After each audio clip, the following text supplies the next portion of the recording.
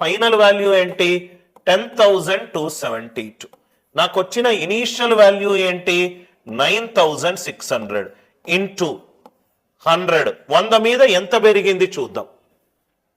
100 మీద ఎంత పెరిగింది చూద్దాం. First option 7.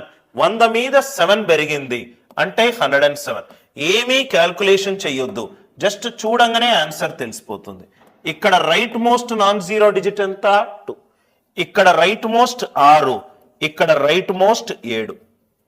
ఆ రేడ్లు ఎంత 42. 2 మ్యాచ్ అయింది. 8 చూద్దాం.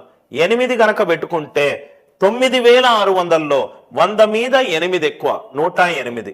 8 6ల 48. 8 2 మ్యాచ్ అవ్వట్లేదు. 5 పెట్టుకుంటే